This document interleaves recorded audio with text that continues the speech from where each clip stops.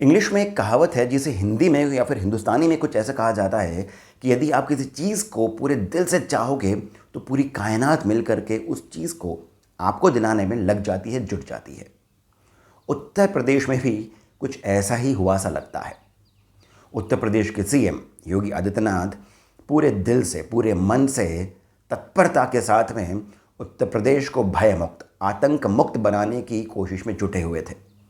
ये कार्य बहुत समय से चल रहा था, पर अब अतीक अहमद, उसके भाई और उसके बेटे की मौत के बाद ऐसा लगता है कि जिसने भी ऐसा किया होगा, असद की तो एनकाउंटर हुआ, पर अतीक और उसका भाई अशरफ, इनकी जो मौत हुई है, ये कैसे हुई है, क्यों हुई है, इसके पीछे जो भी कुछ निकलेगा।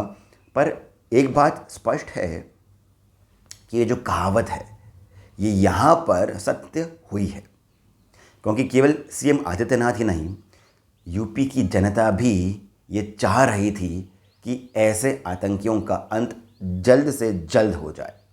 और ख़ासकर तब जब एक दिन पहले ही अतीक का वीडियो आया था कि एक बार छूट जाने दो, फिर मैं बताता हूँ कि मैं क्या हूँ।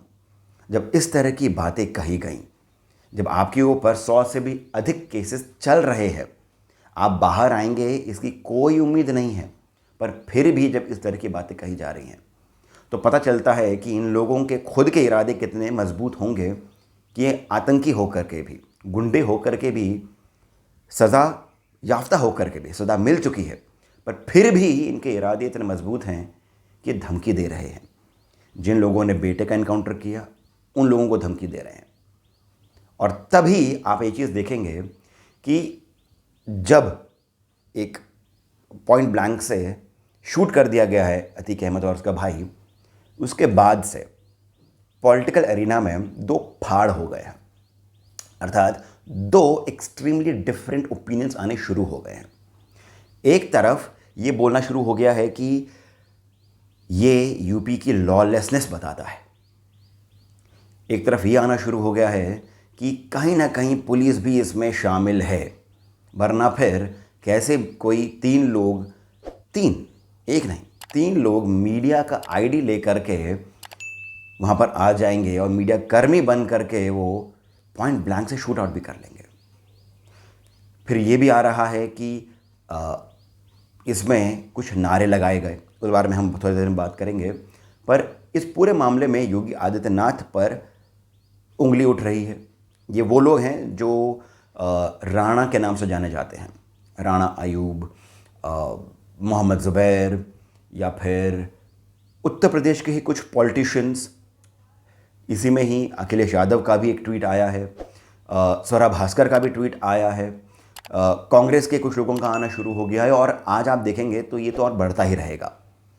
योगी आदित्यनाथ पर, मोदी सरकार पर ये लोग जो हैं, जो एक इस तरफ हैं, who are anti BJP, anti Modi, anti Yogi Adityanath, ये लोग भले वो पॉलिटिकल पार्टी से हों, भले ही वो सोशल एक्टिविस्ट कहते हों अपने आप को, या फिर भले ही वो उनका ओपिनियन मोदी सरकार के इतर हो, बात यह है कि ये लोग जो हैं इस पूरे मामले को लॉलेसनेस के साथ में, कि अगर किसी गुंडे को किसी और ने मार दिया तो फिर ये तो कितनी बुरी बात हो गई है। पद्म भूषण, पद्मश्री, पद्म विभूषण, भारत रत्न मिलते मिलते रह गए ऐसे महान व्यक्ति अतीक अहमद की जिस बेदर्दी के साथ में हत्या हुई है, उससे तो यहाँ की जनता जो है ये पूरी तरह से डर चुकी है। अब क्या होगा यूपी का, ये तो भगवान या फिर अल्लाह ही इसका मालिक है। इस तरह की बातें आनी शुरू हो चुकी हैं और आगे बढ़ती ही रहेंगी। इससे आपको एक और चीज़ मालूम चलेगी कि ये लोग जो हैं, जो पॉलिटिकल एक्टिविस्ट भी हो गए हैं, सोशल एक्टिविस्ट हो गए हैं, पॉलिटिशियंस हो गए हैं, मीडिया वाले भी, राजीव सरदेसाई या फिर इस तरह के और भी लोग जो हैं, ये जनता से, रियलिटी से कितने कटे हुए हैं, आपको ये बात समझ में आ रही होगी। इनके बयान टीवी पर, इनके ट्वीट्स, इन सभी से मालूम चलता है कि ये जनता के दिल से, जनता का जो मन में जो भाव है उससे कितना कटे हुए हैं, फिर भी कितना घमंड है, फिर भी कितना इनके अंदर अपनी समझ को लेकर के जो एक अहंकार है वो कितना हद तक है ये मालूम चल रहा है। ग्राउंड रियलिटी ये है कि लोग बहुत खुश हैं। कई लोग उत्साह में ये भी कह रहे हैं कि ये तो योगी आदित्यनाथ ने शायद इसको प्लान करके किया हो, वो उत्साह से कह रहे होंगे। परंतु बात यह है कि लोगों को ये मालूम चल रहा है, और ये दूसरी तरफ वाले लोग हैं, कि यहाँ पर ये किसने भी किया हो, योगी आदित्यनाथ के राज में ये हो रहा है, बाबा के राज में ये हो रहा है, और इसी कारण इसको मनाना चाहिए, इसकी खुशी होनी चाहिए। एक डाकू था, एक गुंडा था, एक मर्डरर था जिसको किसी और ने मार डाला, अंत हो गया। अब इस पर रोने से क्या फ़ायदा है।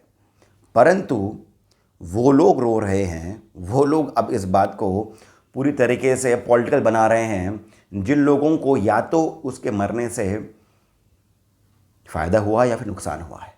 दोनों ही बातों में ये इस बात को भुनाने में लगे हुए हैं, और इसका जो असर है वो आने वाले चुनावों में भी दिखने को मिल जाएगा।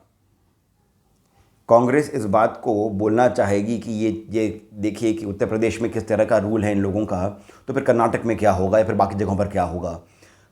ओवैसी भी इस मामले में कूद पड़ेगा। तो इस तरह के जितने भी लोग हैं, तो ये आप लोगों को समझना है कि इस तरह के लोगों के जो बयान हैं वो बेबुनियादी हैं, उसमें कहीं से भी कुछ रियलिटी नहीं है, और जनता के जो भाव हैं उससे ये लोग कितने कटे हुए हैं। और जो दूसरी तरफ लोग हैं वो इस बात को मना रहे हैं, खुशी मना रहे हैं। और बात डेफिनेटली ये आती है कि ऐसा कैसे हो गया कि कोई मीडिया वाले आकर के बन करके कोई शूटर्स इस तरह का कांड कर देते हैं, और पुलिस जो है वो इस बात का संज्ञान नहीं ले पाई थी पहले। उनकी जो चेकिंग थी वो किस तरह की थी, ये बात डेफिनेटली क्वेश्चनेबल है। परंतु फिर भी जो हुआ, क्या वो गलत हुआ, ये बात आपको खुद को सोचनी है, और इस बात का उत्तर भी आपको खुद को पता है कि जो हुआ वो अच्छा हुआ या फिर बुरा हुआ। पर यहाँ पर अब एक बात बहुत ही गंभीर आती है कि रात को ही एक वीडियो वायरल हो गया था जिस पे ऐसा लग रहा है कि जो शूटर्स हैं उन्होंने सरेंडर करा, और फिर जब पुलिस ने उनको जकड़ लिया तो फिर वो जय श्री राम के नारे लगा रहे हैं।